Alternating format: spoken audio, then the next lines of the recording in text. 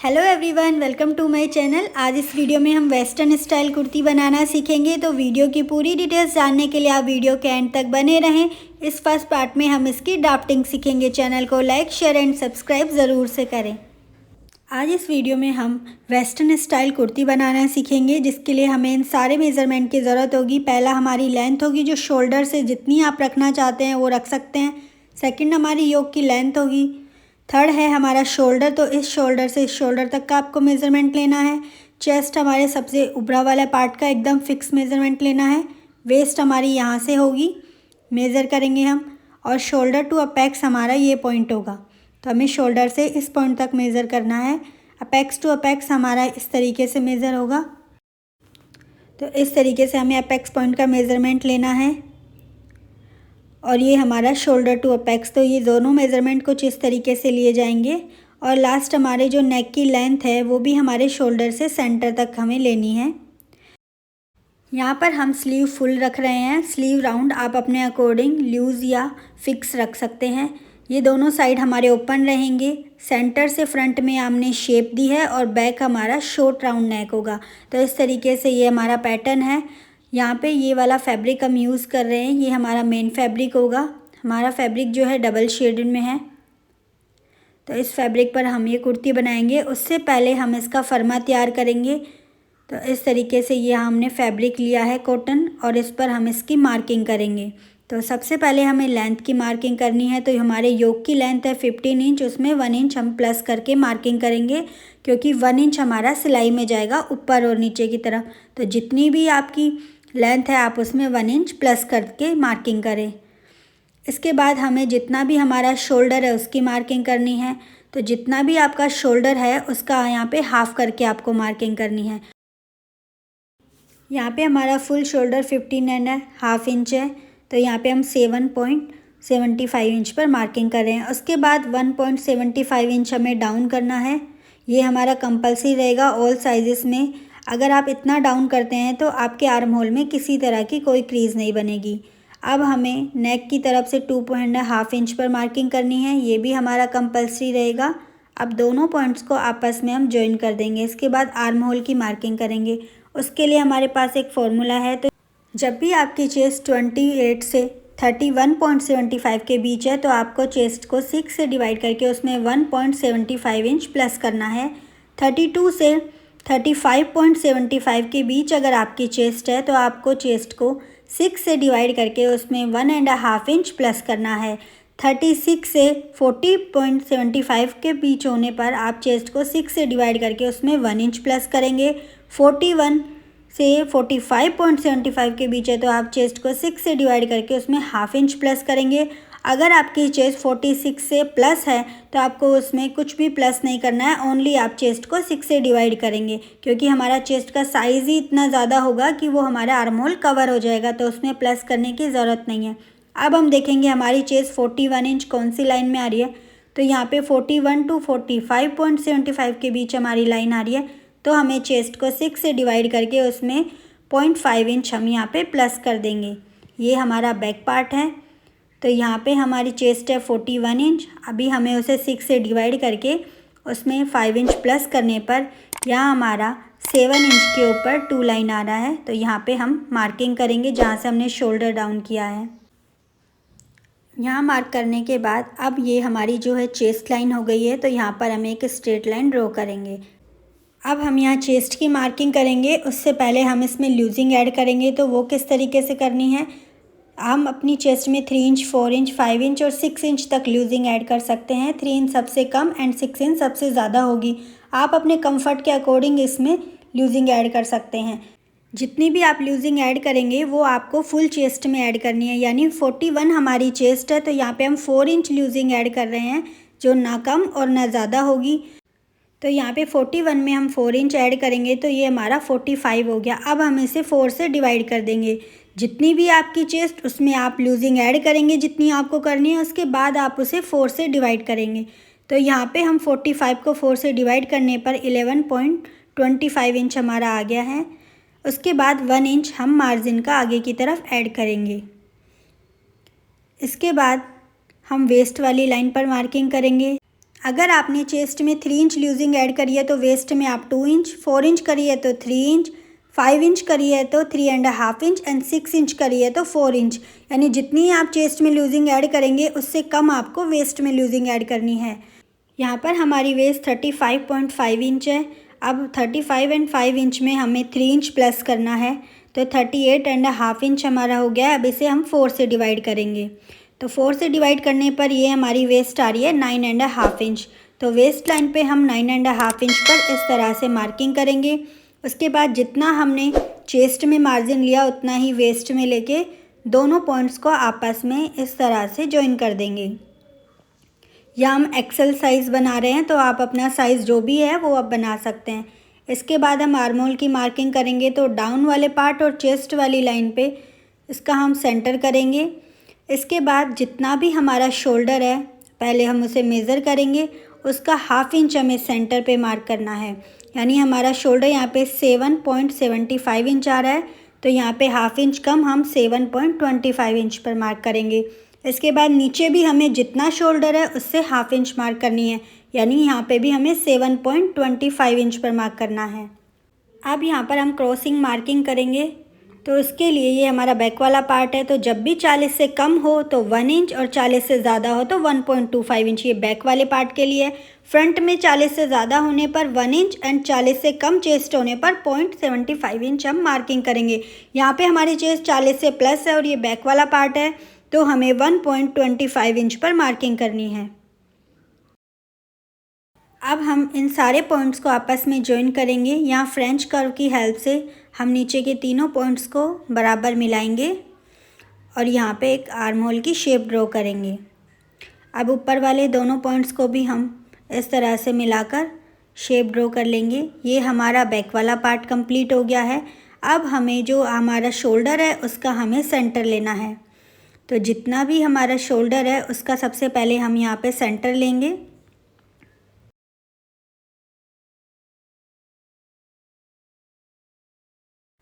अब यहाँ से हम बैक वाले नेक की मार्किंग करेंगे, तो बैक लेंथ लेने के लिए हम सेंटर से इस तरह से देखेंगे, तो 1 इंच 1.5 इंच इतना ही हम लेंगे, इससे ज़्यादा नहीं लेंगे क्योंकि ऑलरेडी हमारा शोल्डर डाउन है। तो यहाँ पे हम 1.25 इंच पर मार्क करेंगे इस तरह से। अब इसके बाद हमें रेडी शोल्डर चाहिए होगा, तो रेडी शोल्डर का मेज़रमेंट हमारे पास होना चाहिए कि आप शोल्डर पे पट्टी कितनी रखना चाहते हैं। जिस तरीके से यहाँ पे मैंने मार्किंग करी, ये वाली जो पट्टी है ये हमारा रेडी शोल्डर होगा। तो यहाँ पे हमने 3 इंच रखा है, उसमें हम 1 इंच प्लस करेंगे क्योंकि दोनों तरफ हमारा सिलाई में जाएगा, तो यहाँ पे 4 इंच पर हमने मार्किंग कर दी है। अब हम दोनों पॉइंट्स को इस तरह से आपस में मिलाएंगे। इसके बाद हमें नेक की शेप ड्रॉ करनी है, तो हाफ इंच नीचे से जो हमारा सिलाई में जाएगा उसे छोड़कर हमें नेक की शेप ड्रॉ करनी है। तो इस तरीके से ये हमारा बैक नेक हो गया। अब ये हाफ इंच सिलाई में चला जाएगा, उसके बाद हमारी नेक शेप ख़राब नहीं होगी। अब हमें फ्रंट वाला पार्ट ड्रॉ करना है। बैक वाले पार्ट को आप एज इट इज़ अस्तर पे यूज़ कर सकते हैं, लेकिन जो फ्रंट वाला पार्ट है उसमें हम डार्ट देंगे, तो उसके लिए आपको फर्मा बनाना होगा। तो यहाँ पे फ्रंट वाले पार्ट में कुछ मार्किंग हमारी सेम ही रहेगी, जैसे शोल्डर जितना हमने बैक में लिया था उतना ही हमें फ्रंट में लेना है। तो इस तरीके से यहाँ हमने दोबारा मेज़र करने की ज़रूरत नहीं है, बैक से मेज़र करके हम यहाँ पे मार्किंग कर सकते हैं। इसे भी हमें 1.75 इंच डाउन करना है और नेक की तरफ से भी 2.5 इंच हम मार्क करेंगे। अब दोनों पॉइंट्स को आपस में जॉइन करेंगे इस तरह से।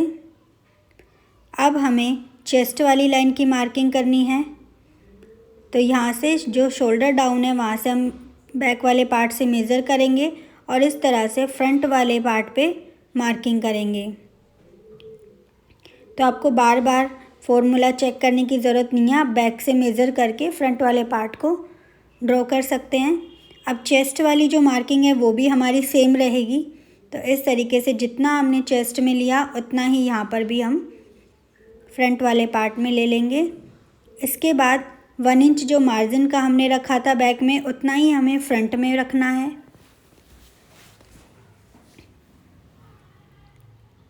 अब यहाँ हम आर्म होल ड्रॉ करेंगे। ये हमारा फ्रंट वाला पार्ट है और फ्रंट वाले पार्ट में हमारा जो नेक है वो डीप है। जब भी हम डीप नेक बनाते हैं तो वो फैलता है और शोल्डर हमारे नीचे की तरफ गिरते हैं।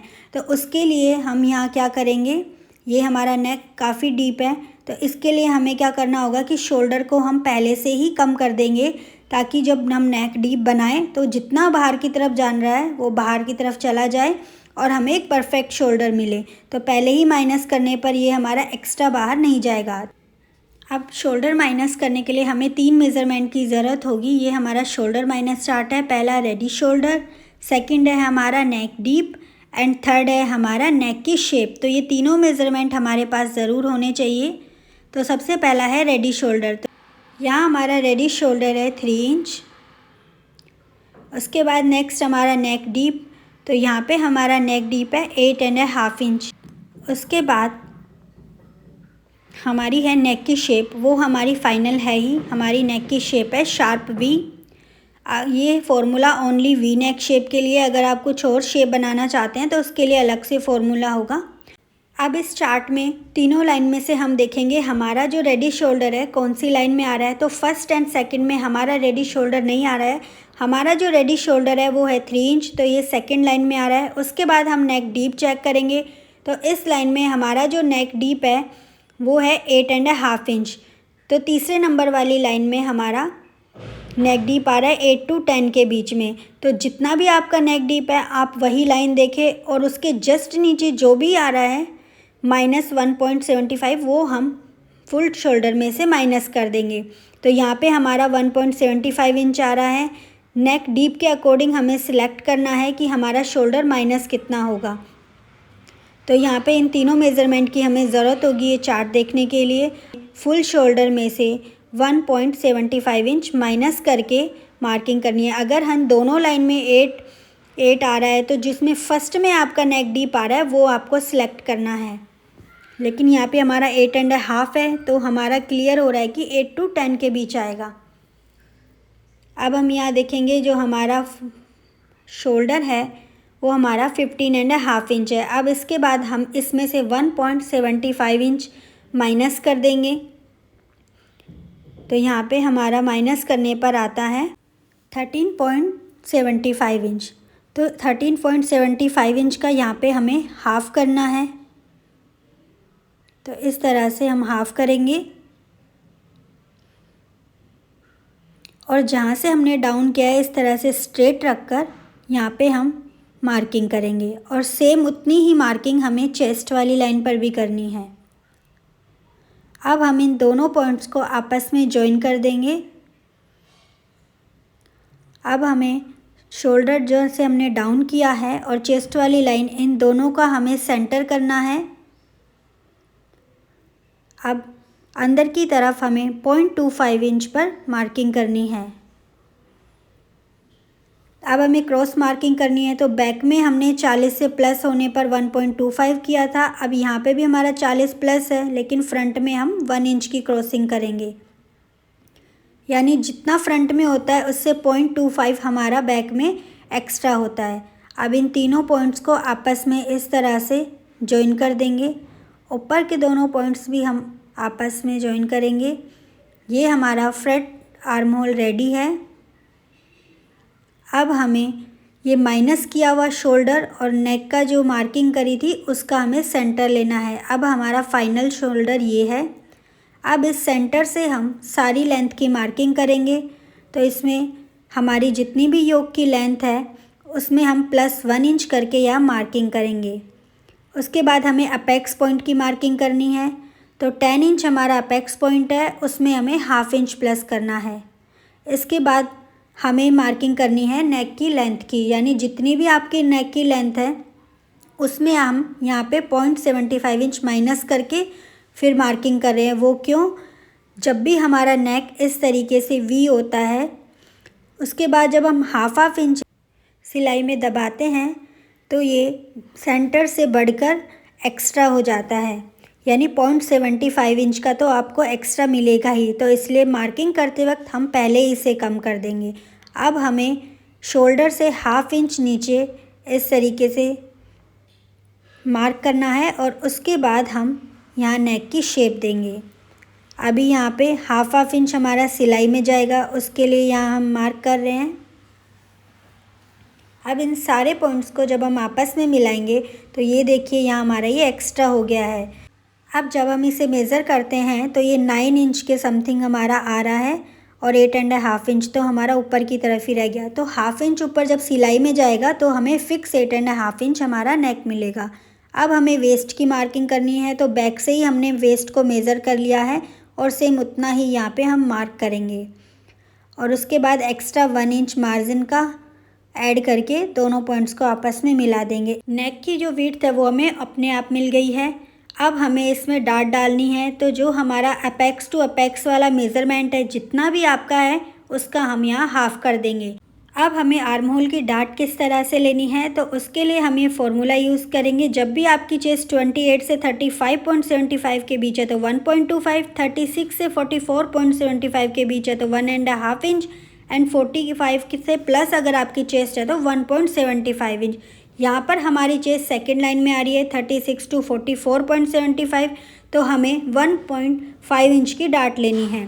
तो इस तरीके से चेस्ट लाइन पर हम मेज़र टेप को रखेंगे। जहाँ भी हमारा 1.5 इंच आ रहा है वहाँ पर एक मार्क करेंगे। अगर आपका कम या ज़्यादा डाट आती है तो इसी तरीके से करना है, तो ऊपर की तरफ आ जाएगी। अगर आपकी डाट कम है तो यहाँ पे नीचे की तरफ मार्किंग करेंगे हम। तो यहाँ पे हमारी 1.5 इंच है तो वहाँ पे हमने मार्क कर दिया। अब उसके बाद 1.5 इंच का यहाँ पे हम हाफ़ करेंगे और जहाँ पे हमने मार्क किया है उससे ऊपर एक मार्क और करेंगे। यहाँ पे मैं 0.75 इंच का मार्क कर रही हूँ। इसके बाद जो ऊपर की तरफ हमने मार्क किया उसे हमें सेंटर वाले अपेक्स पॉइंट के साथ जॉइन करना है। अब हम यहाँ से हाफ नीचे की तरफ मार्किंग करेंगे, हाफ इंच नीचे। जो हमें सिलाई में ऐड करना है उसे छोड़कर हमें इस वाली लाइन से 1.5 इंच जितनी भी आपकी डाट है उसको मेज़र करेंगे। तो यहाँ पे ये 1.5 इंच हमारी डाट यहाँ पर आई थी। उसके बाद जो हाफ इंच हमने नीचे डाउन किया है सिलाई का छोड़ के, उसके बाद ये 1.5 इंच पर इस तरह से हम मार्क करेंगे। अब हमें इस लाइन को भी अपेक्स पॉइंट के साथ जॉइन करके आगे की तरफ कर देना है।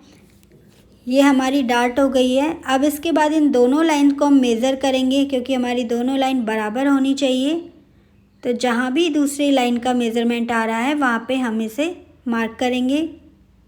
अब हमें साइड वाले जो लाइन है उससे हमें 0.75 नीचे की तरफ जाना है क्योंकि डाट डलने से हमारा आर्म होल ऑलरेडी छोटा हो जाएगा।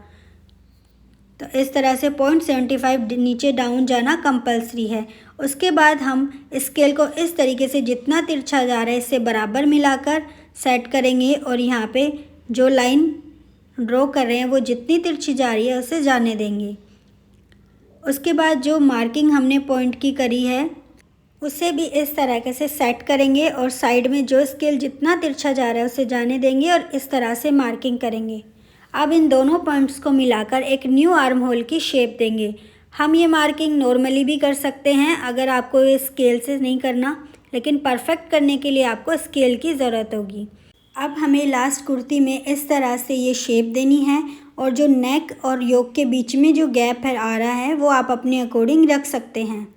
तो यहाँ पे आप 1 inch, 2 inch, half inch, 0.5 inch या बिल्कुल आपको टच करना है तो उस अकॉर्डिंग आप गैप रख सकते हैं।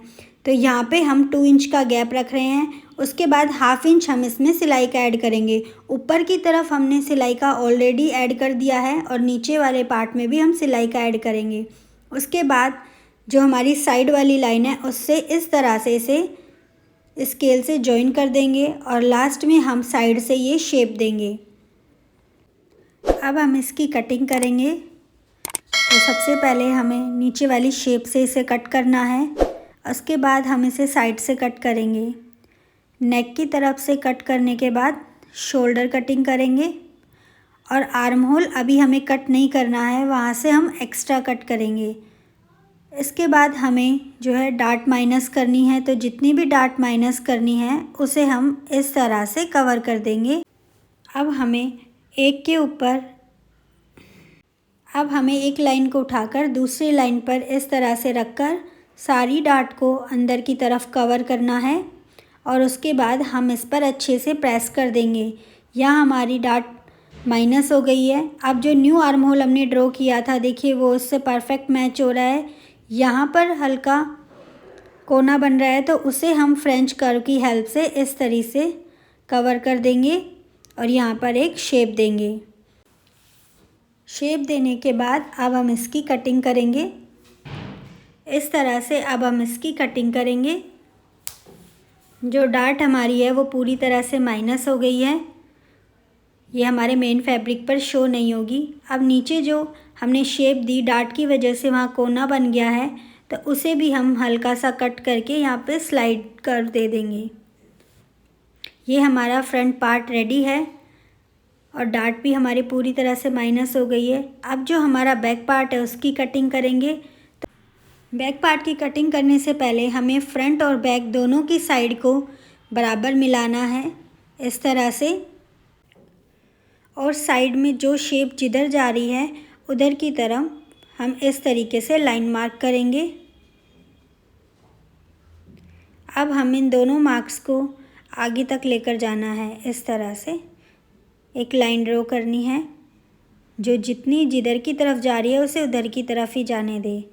अब हमें यहाँ पे एक न्यू आर्म होल की शेप ड्रॉ करनी है।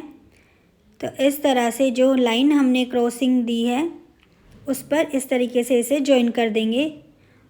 इससे हमारा आर्म होल ज़्यादा डीप नहीं होगा और हमें एक परफेक्ट शेप मिलेगी। इतना करने के बाद अब हम नीचे की तरफ देखेंगे, जो साइड में जितना गैप आ रहा है यहाँ पे वो हम मेज़र करेंगे। तो यहाँ हमारा 2 लाइन का गैप आ रहा है, इससे डबल हमें इस तरफ ऑन फोल्ड साइड पर मार्क करना है। यानी जितना भी आपका सामने की तरफ गैप आ रहा है, और ये गैप आपका आ भी सकता है और नहीं भी आ सकता। उसके बाद हम इस तरह से इसे जॉइन करेंगे और यहाँ पर एक शेप देंगे। इससे आपकी बैक पार्ट शॉर्ट नहीं होगा। अब हमें इसकी कटिंग करनी है। नीचे की तरफ से हम इसकी कटिंग करना स्टार्ट करेंगे और साइड कट करते हुए हमें नेक, शोल्डर और आर्म होल की कटिंग करनी है। जो न्यू आर्म होल हमने ड्रॉ किया है उसकी हम कटिंग करेंगे। यहाँ पे हमारे फ्रंट एंड बैक दोनों पार्ट रेडी हो गए हैं। अब हमारी स्लीव बाकी है। उससे पहले, स्लीव बनाने से पहले हमें इन आर्म होल का मेज़रमेंट लेकर रखना होगा, क्योंकि जब हम स्लीव की कटिंग करेंगे तो उसकी हमें ज़रूरत होगी। तो हाफ इंच सिलाई का छोड़ते हुए हमें आर्म होल मेज़र करना है। यहाँ पर हम स्लीव ड्रॉ करेंगे। तो आर्म होल मेज़र करने के लिए शोल्डर की तरफ से भी हमें हाफ इंच छोड़ना है, जो हमारा सिलाई में जाएगा। उसके बाद यहाँ पे आप चाहें तो हाफ इंच की इस तरह से मार्किंग भी कर सकते हैं। अब उसके बाद हम इसे मेज़र करेंगे। तो हाफ इंच छोड़ते हुए जो मार्क हमने किया, इस तरह से इंच टेप को घुमाते हुए हमें इसे मेज़र करना है। तो ये हमारा फ्रंट वाला पार्ट 10.5 इंच आ रहा है। तो ये हम नोट करना है हमें। उसके बाद सेम इसी तरीके से हमें बैक को भी मेज़र करना है। तो यहाँ भी हाफ इंच हम शोल्डर पर छोड़ेंगे और हाफ इंच इस तरह से मार्क करने के बाद हम इसे मेज़र करेंगे। तो ये हमारा बैक वाला 11 इंच पे 2 लाइन आ रही है, तो इसे भी हम नोट कर लेंगे। तो ये हमारा फ्रंट और बैक का आर्म होल हमने नोट कर लिया है। अब इसके बाद हमने जो फ्रंट वाला पार्ट कट किया था उसके नीचे जो शेप ड्रॉ करी है उसका नीचे वाला पार्ट हमें संभाल कर रखना है, क्योंकि जब हम घेरे वाला पार्ट बनाएंगे तो इसकी हमें ज़रूरत होगी। तो ये हमारे फ्रंट का नीचे वाला पार्ट है और इसकी हम कटिंग कर लेंगे। अब हम इसकी स्लीव कट करेंगे। उसके लिए यहाँ हम ये बचा हुआ फैब्रिक ले रहे हैं। हम यहाँ पे स्लीव का फरमा बना रहे हैं ताकि बार बार हमें शेप ना देनी पड़े। तो यहाँ पे सबसे पहले 11.5 इंच पर हम मार्क करेंगे और सामने की तरफ भी 11.5 इंच पर मार्क करेंगे। अब इन दोनों पॉइंट्स को आपस में जॉइन करेंगे। इसके बाद हमें 9 इंच पर ऑन फोल्ड साइड से मार्क करना है सामने की तरफ। ऊपर की तरफ भी हम 9 इंच पर मार्क करेंगे और दोनों पॉइंट्स को आपस में स्केल की हेल्प से जॉइन कर देंगे। इसके बाद हमें सामने की तरफ से 4.75 इंच पर एक मार्क करना है और ऑन फोल्ड वाली साइड पर भी हम 4.75 इंच पर मार्क करेंगे। इन दोनों लाइंस को भी हम आपस में जॉइन करेंगे। ये लाइंस हमें डॉट डॉट वाली लाइन में जॉइन करनी है। इसके बाद सामने वाली ये पॉइंट को इस पॉइंट के साथ जॉइन करेंगे स्केल की हेल्प से। या हमने एक लाइन ड्रॉ कर ली। उसके बाद सामने की तरफ से हमें 0.75 इंच डाउन मार्क करना है और इस डॉट वाली लाइन पे हम 2 इंच अंदर की तरफ मार्क करेंगे और इन दोनों पॉइंट्स को आपस में जॉइन कर देंगे। अब हमें नीचे की वाली लाइन जो है उस पर भी 2 इंच अंदर की तरफ मार्क करेंगे और इन दोनों पॉइंट्स को आपस में जॉइन कर देंगे। अब हमें शेप देनी है तो उसके लिए यहाँ पे हम ऑन फोल्ड साइड से 4.5 इंच पर एक मार्क करेंगे। उसके बाद इन दोनों पॉइंट्स का हमें सेंटर लेना है और यहाँ पर भी हम एक मार्क करेंगे। जो अभी हमने मार्क किया उससे हमें 1/2 इंच ऊपर की तरफ एक मार्क और करना है। अब हम ऑन फोल्ड साइड से 1 इंच छोड़ते हुए इन पॉइंट्स को आपस में इस तरह से मिलाएंगे। उसके बाद हम इसे सेंटर से मिलाएंगे और यहाँ पे एक डीप शेप देते हुए